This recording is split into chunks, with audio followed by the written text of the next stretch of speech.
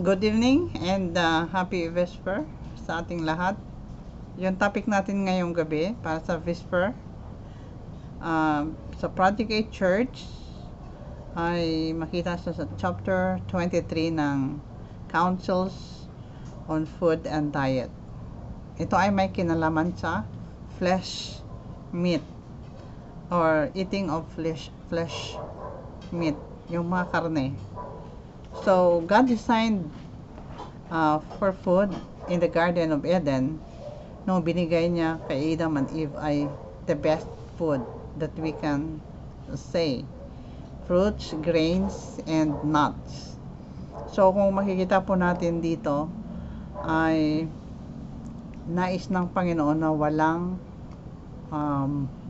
mamatay sa Eden. There would be no death in Eden.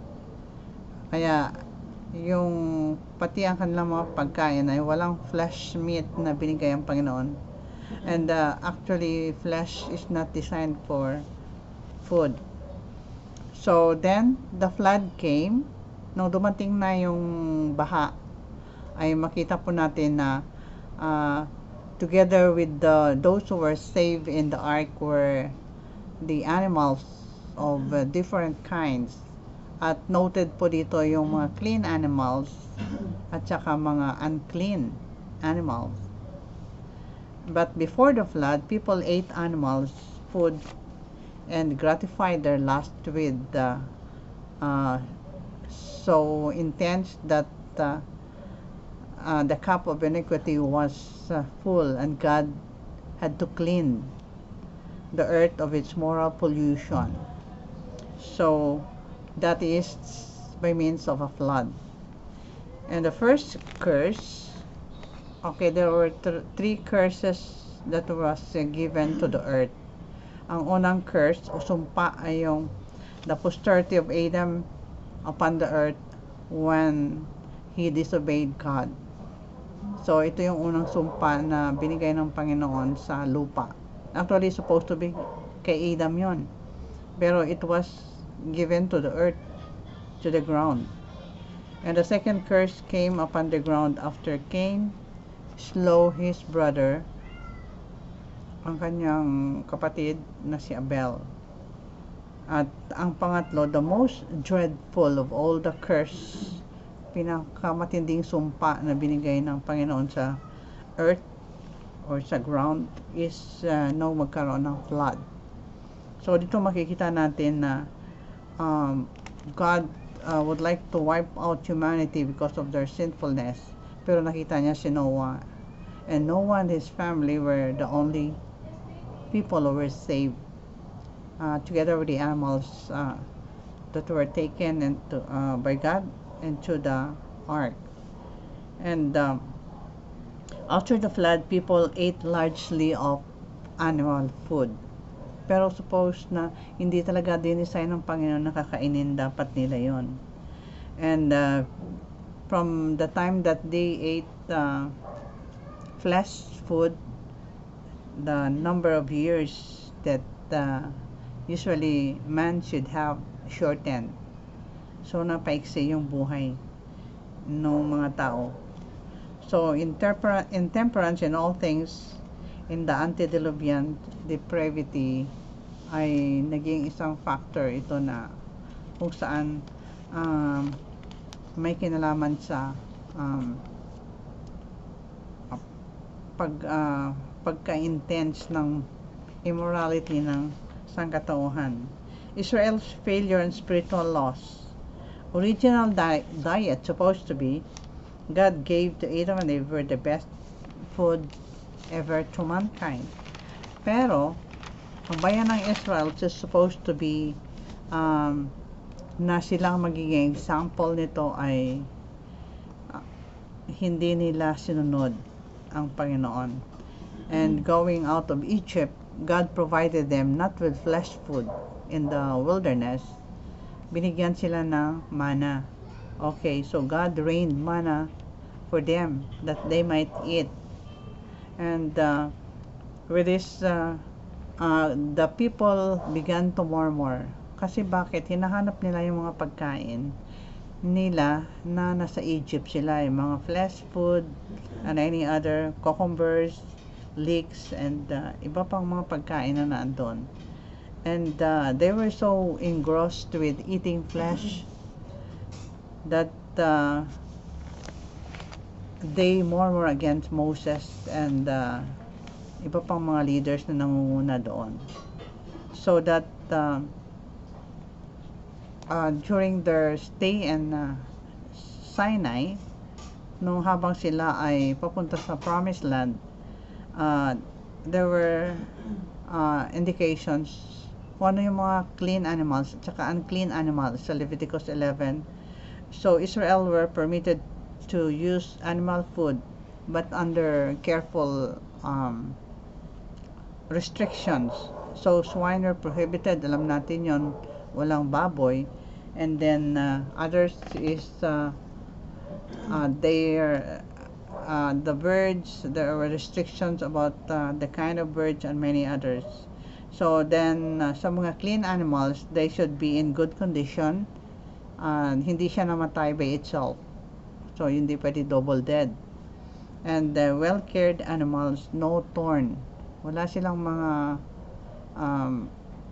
maltreatment na ginawa bago sila mamatay. So by craving for flesh, the Israelites did not reach God's ideal of character na dapat ay ma-fulfill nila, dahil yun ang magiging purpose nila kung bakit sila ay ginawang chosen people of God.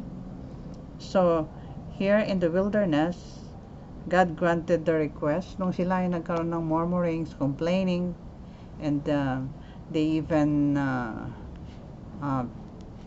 were about to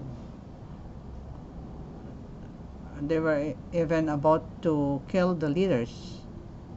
And the rebellion started to engulf the whole nation, and God continued to feed the Hebrew host, the Hebrew with bread rained from heaven, the manna, but they were not so satisfied and they really craved for meat.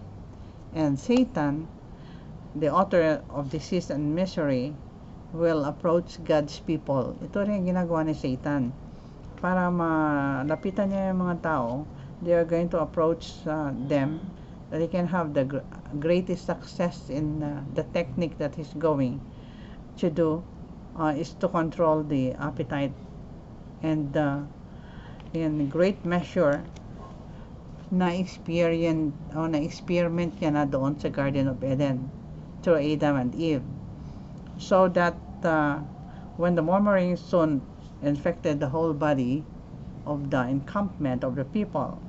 At first, there was just lightning and coming from heaven that consumed the most guilty and the most yung pinakamatindi ang kasalanan sa pagrereklamo. And instead of humbling themselves before the Lord, dahil some were consumed by means of lightning, Moses see the weeping at the door of their tent and presented to the Lord the difficulties he was in. Bakit ganito katindi yung kanyang naranasan sa mga taong matigas ang ulo? So God instructed Moses to have the 70 elders chosen para hindi siya directly ang magja-judge sa mga iba't ibang problema na naroon, kundi ang 70 elders will be helping him to solve. So but then the people did not listen, did not humble themselves, and they really crave for meat. So much so na even until the time na talagang matindi na yung situation where Moses is in. And makikita po natin dito na si Moses ay nakiusap sa Panginoon dahil ang gusto ng Panginoon talaga i-consume na, talagang lilipulin na yung mga Israel dahil sa katigasan ng kanilang ulo. Pero si Moses ay nagpatira pa sa Panginoon. nag-mediate siya. Parang siya naging mediator between God and Israel. And dito ay ang Panginoon ay granted the request of these people. Sabi dito ay sanctify yourselves. And nung binigay sa kanila yung pagkain na gusto nila, quails came down from heaven and reached them, which means ay meron silang kakainin na karne. Pero nung panahon na yon ay they were smitten by the great plague. So ang mga kumain ay nagkaroon ng lagnat, matindi, tumaas, at ang karamihan sa mga tao ay nagkasakit. And those who are the most guilty in murmurings, complaining, they were slain as on namatay sila mismo habang kinakagat nila yung karne, yung quail na kanilang kakainin.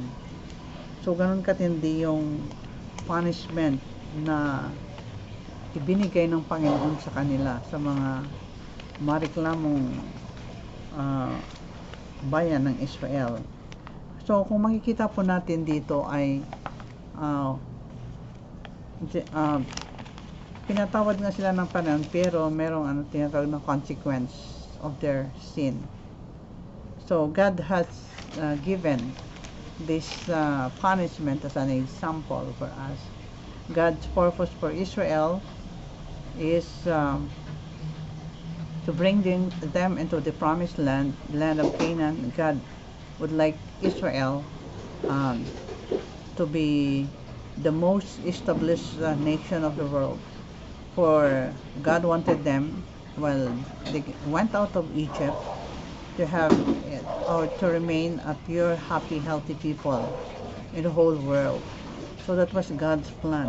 Yet, because of their cravings for flesh, meat,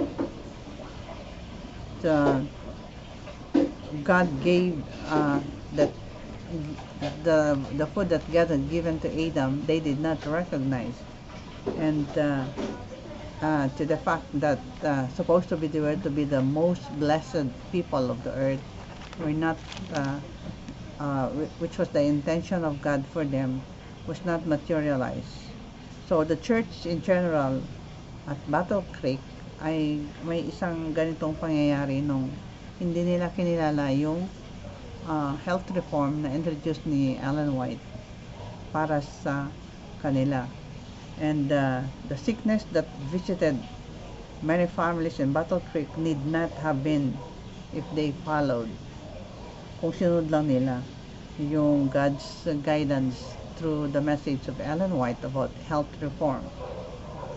So sinasabi na our habit of eating and drinking show whether we are of this world or among the number of people whom the Lord by His mighty clever truth has separated from the world.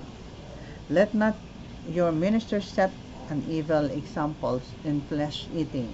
Ito yung pinaka-advice. And the health reform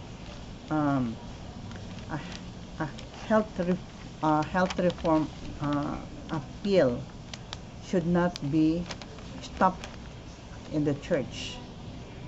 So makukuha lang natin to yung tinatawag na health reform or even the revival and many other program na ating magagawa through what we call fasting and prayer. So we should not oppose the health reform program that was designed for God's people. And dito I made a research about the hazards of eating meat. And according to this, when God originated or give Adam and Eve the best food, the grains, nuts, and fruits, and later vegetables, it was the best food that was provided for them. So, supposed to be sa mga anak ng Panginoon, iyon din ang nais niya sa ating kapanahunan. Okay, so when God sent quails, it was not for a blessing for the Israelites. Nung pinadala ng Panginoon ang mga pugo, yung quail, it is not a blessing for them, but it's a curse. Ito ay naging sumpa. Okay, while in their teeth, they were struck with fever and lightning come around. The curses may come to the earth and upon the cattle, upon the flesh, and in all flesh. The beasts also suffer the curse of the land. So kasama doon yung mga cattle, animals. Disease in cattle, disease in animals. So, ito ang mga related sickness sa pagkain ng meat. Ito ay ni-research ko at napatunayan ng science that this were true. Excessive use of sweet foods also were as harmful as the use of flesh. Okay, so ang pagkain din ng mga matatamis ay dito ay inano ng Panginoon na through Ellen White that must be avoided. Actually, sa ating kapanahon ngayon, it's not usually ang sweet foods ang number one na nakakamatay na pagkain ngayon. So, parang na-compare siya sa pagkain ng meat. And ito ay isa sa purpose ng tinatawag na temperance sa ating mga buhay. Na magkaroon tayo ng tinatawag na control over the food that we are eating. So, in the process of meat, okay, in eating meat, makikita po natin na ang mga sakit na naandun sa mga animals can be transferred to the people if they eat meat. So, ang process ng pag-serve ng mga animals, okay, hindi kasi lahat ng animals healthy upon their death. Kaya ang sabi nga ng isa sa nabasa ko na about animals is ito yung ginagawa na you just cut the pus, tatanggalin yung nana and serve the best part. So ibig sabihin kung may cancers yun, nandun cancer sa kinain natin pag kumakain tayo noon. So we have together with the flesh meat is the tea, coffee, kasama yung tea at saka yung coffee. Okay, na binanggit dito sa chapter ng 23 ang ating aklat na book on Counsels on Health and Diet, on food and diet. So excessive use of animals or flesh eating of meat. Okay, so ang number one na magiging problem sa mga mahilig kumain ng karne, listen, we have is heart disease, okay, cardiovascular diseases. So according to survey, 32% of vegetarian people have cut the risk of having heart diseases compared to meat eater or flesh eater. And number two we have is cancer. So yung mga processed food kagaya ng bacon, mga smoked foods, and many others, okay, they can produce what you call cancer to our body. And dito ay 15% of meat eaters have or 15% of this have the tendency to have cancers, and 22% has the greater risk of cancer pala sa mga kumakain ng mga red meat. So almost 15% ng mga tao ay mahilig sila sa meat. So number 3 we have is stroke Ano ba yung stroke? Okay, meat cause the blockages. Oh, it can block our arteries or veins dahil sa mga kasama doon na actually they are harmful to the body. Kasama sa ating kinakain na meat yung mga fats and other foreign bodies ng ating blood na sumasali doon. That's nagpa-block sa ating mga passageway ng ating blood. And number 4 we have is diabetes. A special mention dito yung diabetes mellitus type 2 na nagko-cause ng blindness, kidney failure, and other heart related diseases. So number 5 is obesity. Yung pagka sumobra na yung timbang mo, susceptible ka na sa iba't ibang klase ng sakit. Okay, so we have number 6 is the harmful cholesterol. Alam natin na yung cholesterol ay available or makikita siya sa mga flesh or sa meat products. So harmful cholesterol clog the arteries and thereby giving some problems in our circulation of the blood. And number 7 is acne. Okay, dahil sa pagkain ng meat ay kasi may fat siya, di ba? May cholesterol, increased oil productions that lead to acne. So nagkakaroon ng anong problem yung ating mga skin.